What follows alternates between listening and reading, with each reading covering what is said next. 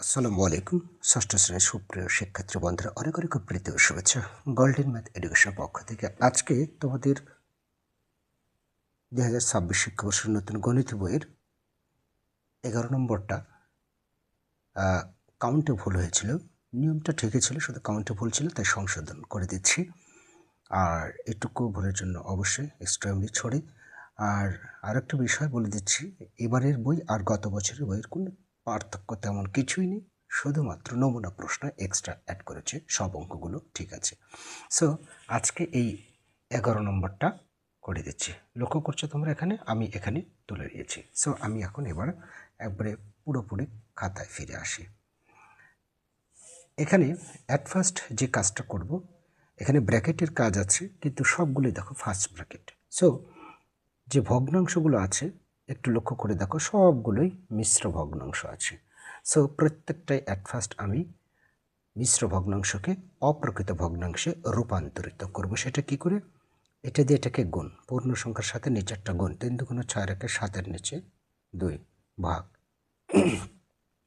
2 2 4 রেখে 5-এর নিচে 2। মিশ্র ভগ্নাংশ করা, মিশ্র থেকে অপ্রকৃত ভগ্নাংশ রূপান্তর করার নিয়ম হলো এটার সাথে এটা গুণ, পূর্ণ সংখ্যার সাথে নিচেরটা গুণ, তার সাথে এই উপরেরটা যোগ। 2 1 কে 2 রাখে 3-এর নিচে 2। সরল অঙ্ক সহজ, কিন্তু একটু ভুল হলে পুরো অঙ্কটাই কঠিন হয়ে যাবে। সো মনোযোগী হবে।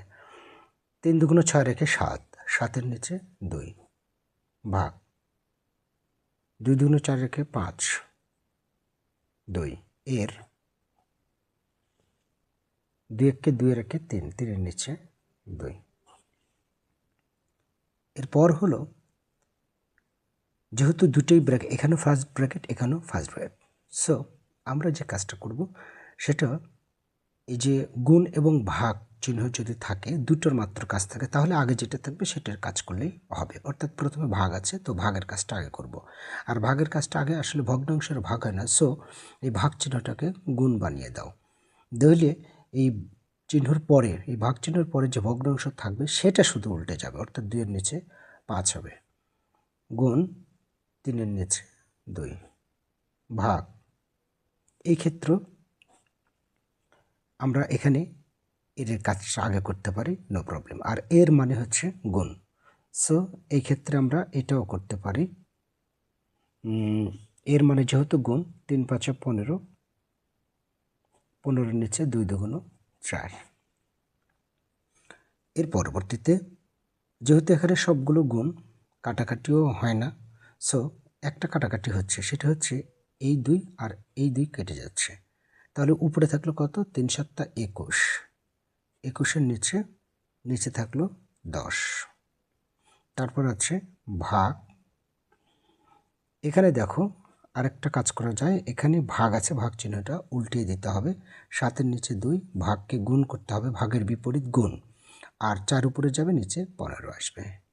কাটাকাটি করা যায়, 2 দিয়ে 4-কে কাটলে 2, অর্থাৎ ভাগ। তারপর 21-এর নিচে 10, এখানে তারপর আসছে কত? ভাগ, উপরে থাকলো 7 2 14, 14-এর নিচে 15। পরবর্তীতে দেখো ভাগ। এবারে আমরা কি করতে পারি? ভগ্নাংশের যেহেতু ভাগ হয় না, 21-এর নিচে 10, আর ভাগকে ভাগের বিপরীত গুণ, আর 15-এর নিচে 14 করে দিলাম। ওকে, এবার যে কাজটা করতে পারি আমরা, কাটাকাটি করতে পারি, সেটা হচ্ছে যদি 7 দিয়ে এটাকে ভাগ করি তাহলে 2, 7 2 14, 7 দিয়ে এটাকে যদি ভাগ করি তাহলে 3। আর এই লঘিষ্ঠ আকারে প্রকাশ করার নিয়ম হচ্ছে অহর ও লবকে একই সংখ্যা দ্বারা ভাগ করতে হবে। একই সংখ্যা, যেমন 7 নিয়েছি চয়েস করে, এই 7 চয়েস করেছি এই কারণে, কারণ 14-কে ভাগ করা যায়, 21-কে ভাগ করা যায়। এবার আমি 5 চয়েস করলাম। আচ্ছা, তাহলে 3 5 15, আর 5 দিয়ে এটাকে করলে হবে 2। তাহলে হচ্ছে কত? 3 3 9, আর নিচে হচ্ছে 2 2 4। এবারে আমরা যে কাজটা করতে পারি একটু রাফে, এই যে দেখো 4-কে 4 দ্বারা ভাগ করি, 4 দ্বারা যদি ভাগ করি তাহলে 4 2 8, 1 হচ্ছে, তার মানে ভাগফল হচ্ছে 2। তার মানে এটাকে আমরা এখন লিখতে পারি 2 সমস্ত, আর এই যে 1 অবশিষ্ট থাকলো 1 উপরে যাবে, আর নিচে যে 4, এই 4ই আসবে, অর্থাৎ উত্তর এটা। ঠিক আছে, অতএব নির্ণেয়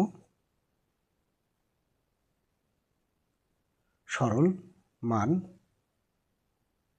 2 সমস্ত 1/4। ওকে শিক্ষার্থী বন্ধুরা, তাহলে আজকের এই সংশোধনী ক্লাস এইটুকুই। ভালো থেকো। কোনো সমস্যা হলে কমেন্ট করে জানিয়ে দেবে। কোন পৃষ্ঠার সমাধান চাও অবশ্যই কমেন্ট করে উল্লেখ করবে। আল্লাহ হাফেজ।